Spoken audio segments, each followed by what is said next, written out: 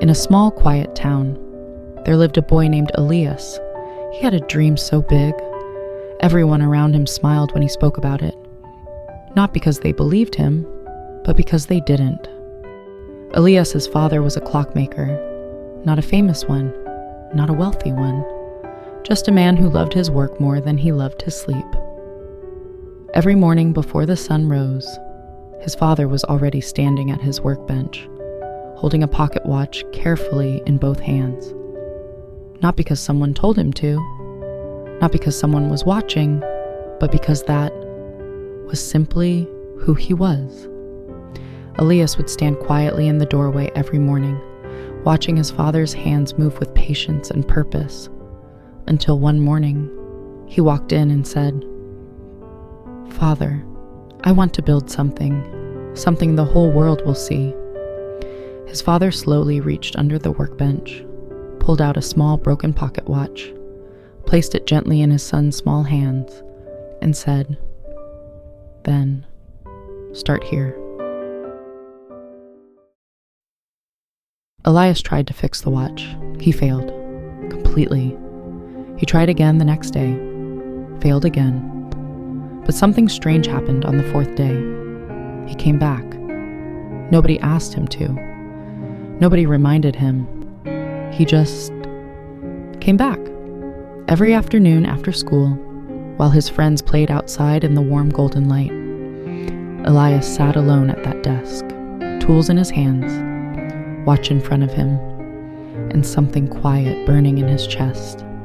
Every morning he saw his father standing at the workbench before sunrise. No complaints, no excuses, just work. And every morning he saw that.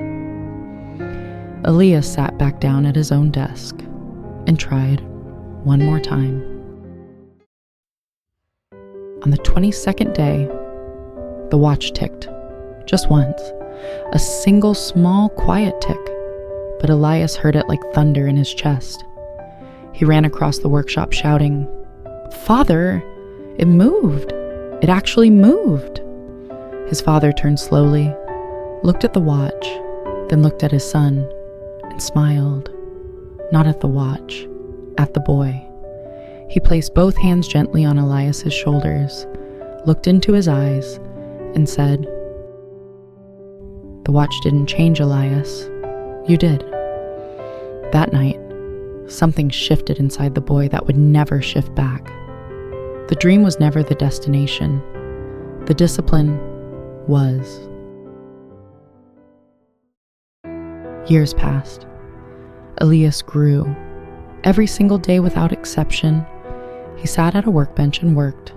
When others slept in, Elias was already building. When others waited for motivation, Elias showed up without it, because he had learned something most people never learn. Discipline is not punishment. Discipline is the bridge between who you are today and who you are capable of becoming.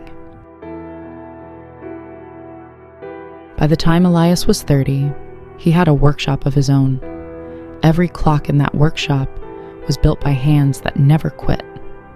People came from other towns just to buy his clocks, not because they were perfect, but because they could feel something inside them, a steadiness, a patience, a quiet kind of strength.